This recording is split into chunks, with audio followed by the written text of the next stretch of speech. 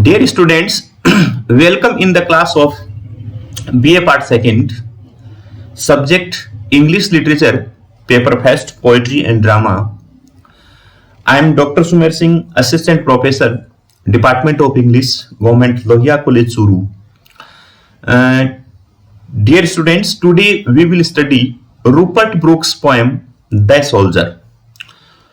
So, in this poem, first of all, I will give you the introduction of poet Rupert Brooke, and then I will tell you the central idea and the theme of this poem, The Soldier, and then we will discuss the poem in detail. So, dear students, Rupert Brooke belongs to the 20th century and he belongs to the Georgian period of English literature, or we can say that he is a war poet, because he lived during the First World War and he was a soldier in English Royal Navy, and he served for his country and sacrificed himself for fighting his country in the First World War. So Rupert Brooke was a soldier poet and he was a war poet, and he wrote war poetry or patriotic poetry during the First World War. This poem is also a patriotic poem, and the theme of this poem is the patriotism, or we can say that patriotic feeling of the poet expressed in this poem. So as a poem, this is a Petrarchan sonnet in structure, and the type of this poem is a patriotic poem, patriotic sonnet, and the central idea and the theme of this poem is the soldier poet's patriotic feelings are expressed in this poem, or we can say the poet expresses his utmost unbounded love for his motherland or England. So being a soldier, it is a duty of a soldier to fight for his country, or he should express his love for his motherland. So soldier, the poet being a soldier, expresses his feelings of patriotism, his feelings of excessive attachment and love for his motherland in this poem. So the poem is divided into two parts. The first part is octave part and the second part is the sestet part. So let's start to discuss the poem in detail. So first of all, we will start the first part of this poem, and the poet says that I am a soldier, so wherever or whenever I die in this world or any corner of the world, then my dead body will be buried there. So that part of the foreign country will be the part of England forever. So it is the we can say patriotic feeling of the poet he expresses in this poem, and the poem is addresses to his countrymen, and he addresses to the people of England that they should think only one thing after his death, or whenever he dies, or whenever he will be sacrificed himself for the sake of his motherland, then the people of the country and the English people should think only one thing, or that is the will, that is the desire, that is the wish of the patriotic poet or the soldier poet that is expressed in this poem. So he says that if I should die, think only this of me, that there is some corner of a foreign land that is forever England. So he says that whenever I die, or wherever I buried in any foreign land or any corner of the foreign land, that part will be England forever. So he says that my personality, my body is made of English dust, or I am a soldier in this First World War. So wherever I die, then my dead body will be buried in that part of the foreign land. So he says that you should think only of my dead body, of me, that wherever I buried, that part will be the part of England forever. So this is the love of the poet expressed in this poem, that my body is made of English dust and wherever my dead body will be buried, that part will be the part of England forever. So he says to his countrymen or the English people that you should think only one thing of this for me, that the foreign land is the part of England forever. There shall be in that rich earth a richer dust concealed. So he says that why should you think that part of England, that my dead body will be buried there, and my body is made of English dust. So he thinks that English dust is the supreme dust, that is the richer dust in the world, or wherever my dead body will be buried, that part will be rich part, that part will be the, or that dust will be the rich dust, or in that rich dust the richer dust will be buried, the richer dust will be concealed as my dead body. So this is the love for his country. This is the we can say that unbounded love of the soldier poet for his country. So he thinks that England is the greatest country in this world, England is the best country in this world, and English dust is the richer dust. No doubt wherever he will be buried, that will be rich dust, because in that dust the richer dust will be hidden, richer dust will be concealed in the form of his dead body. So this is the feeling of the poet for his country. So he says that that will be the rich dust, because in that rich dust the richer dust will be concealed.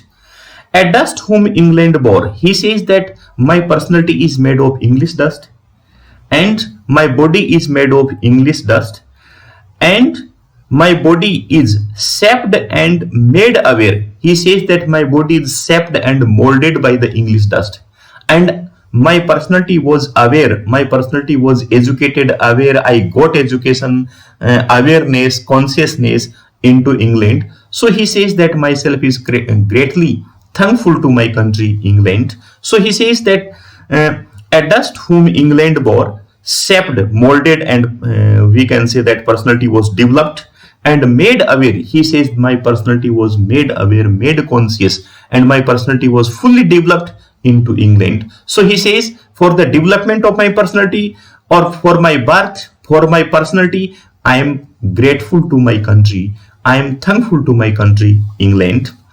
Gave once her flowers to love. He says that England gave me beautiful flowers to love, beautiful scenes and sights to love. So he says that I enjoyed the beauty of England while I was a human being, or while I was a citizen in England. So he says that I am grateful to England because I have enjoyed, I have loved the beauty of England.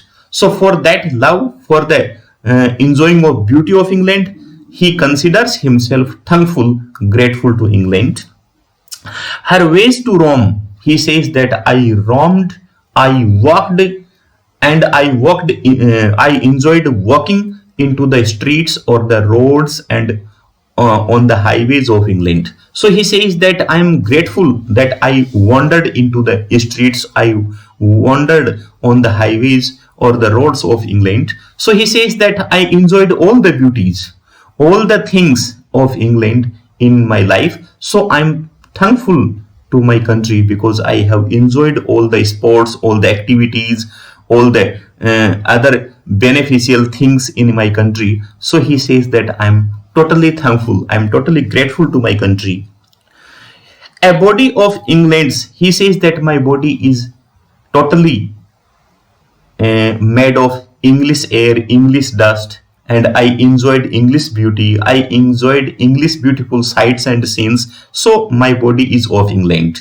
So he says that I am totally thankful, I am totally grateful, I am totally sincere to my country because I was born in my country, I was developed in my country, and I was educated in my country. So he says that I am completely thankful to my country and my body is of England or of my country. Breathing English air. He says that my body breathed English air. So for breathing air, for breathing oxygen, myself is also grateful to England. So he says that I enjoyed English air while I was a man, or while I was developed as a full-fledged man in England. So I enjoyed the beautiful English air, and the fresh English air. So he also thankful to England for his breathing, development, etc. Washed by the rivers, he says that I was washed by the rivers of England. So he is also thankful to English rivers, because he says that I enjoyed the swimming in English rivers, I bathed myself in English rivers. So I am also thankful to the watery places of England, and I am thankful to for the rivers of England, because I enjoyed swimming, bathing into the rivers of England. Blessed by the sons of home, he says that I am blessed, I am thankful, because I got the blessings of English sun by I got the blessings of the sunbath of England. So he says that I enjoyed sunbath in my country, I enjoyed sunbath in my motherland. So I am thankful to for that also to my country. So he says that he is totally thankful thankful to his country for his development as a human being. So these are the feelings of a patriotic poet expressed in this first part of the poem, that is called octave. And now the sustain parts. And think this heart. He says that you should think for my heart also. In first part, he says that you should think about my body. Wherever my dead body will be buried, that will be the part of England. So he says that my body, my personality is dedicated to my country. And he says that my soul, my heart is also dedicated, also sincere, thankful to country. So he says that you should think this heart, all evil said away. He says that whenever my dead body will be buried, then that will be mixed up with the dust, and the soul will be freed, because soul is immortal, soul is everlasting. So my evil, my sins and my bad things will be totally destroyed after my death, and my soul will be freed from my body as totally pure phenomenon, as a totally pure thing. So all the evil things, all the sins, all the crimes, all the bad elements of my personality will be destroyed with my death, and they will be turned into dust into the earth. And my soul as an eternal phenomenon will freed from my body. And a pulse, my soul will always throb, my soul will always live as a pulse, and it will always exist in this world as a pulse, in the internal mind, as an eternal mind. So he says that as an eternal mind, my soul, my personal, my heart will throb, will live, and it will exist forever in this world, and no less give somewhere back. He says that my soul will give no less things back to my country, back to England, because he says that I got so many things from my country, I enjoyed so many things from my country in my lifetime. So after my death, my soul will return all the things back to my country.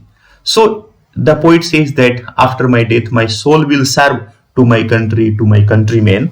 So my soul will give no less somewhere back to the thoughts by England given. So he says that England gave me good thoughts, beautiful thoughts, the supreme thoughts to me. So after my death, my soul will act as an immortal teacher, and it will give again to the people of England good thoughts, better thoughts, which I got from my country as a human being or into my education. So my soul will give back all the beautiful thoughts, all the good thoughts to my countrymen or to my country after my death.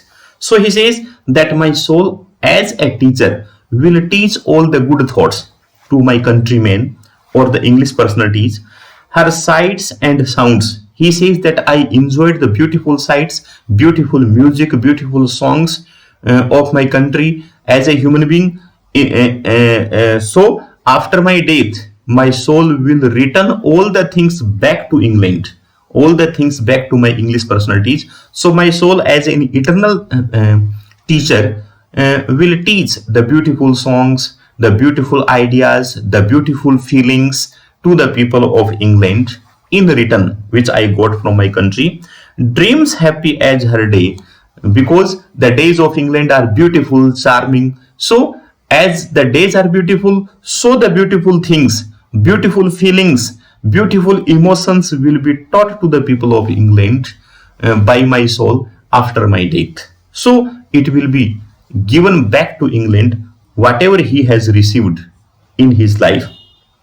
And laughter means joy, happiness. My soul will teach the lessons of joy, peace, happiness, love to the people of England. So my soul will give back to the people of England laughter. Learnt of friendship, it means the lesson of friendship will be taught by my soul to the people of England after my death.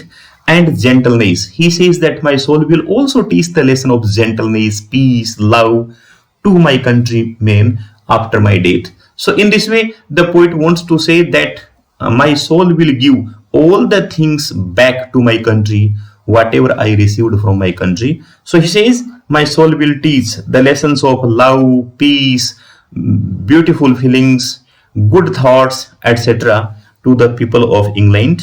In hearts at peace, he says that my soul will generate peace at heart of the people of England, or my soul will teach the lesson of peace and love to the people of England after my death under an English heaven. So my soul will act as an immortal or eternal teacher for the people of England, and my soul will give back all the thoughts to England under the English sky, under the English heaven to the people of England. So in this way, the poet expresses his utmost feeling of patriotism, utmost feeling of love towards his country in this poem, and he says that I am thankful to my country because I got so many things from my country, and both as a body or as a soul, my personality will give back all the things which I got from my country. So my body will be the part, my body after death will be buried anywhere else in this world, that will be the part of England, and my soul which will be freed from my dead body after death, that will be a pure soul, that will be an eternal teacher, and that eternal teacher will teach the lessons of good thoughts, beauty, love, peace, best feelings, emotions to the people of England under the English sky. So these are the feelings expressed by the poet in this poem. So we can say that it is a patriotic song, it is a patriotic sonnet in which the soldier poet expresses his feelings of love for his motherland. And students, we can say that this is a very beautiful patriotic sonnet, and the feelings of a soldier are very pure feelings of patriotism which are expressed for his country. So this is the poem The Soldier, because the title of this poem is also suggestive, because this kind of feeling may be of a soldier for his motherland, and the poet proved his patriotism by sacrificing himself in the first world for the sake of his country. And he says that my soul will teach the lesson of peace and love to the people of England forever in this world, to the people of England. So this is the poem The Soldier. So thank you very much, the students, for having a patience and listening this lecture. Thank you very much. Thanks.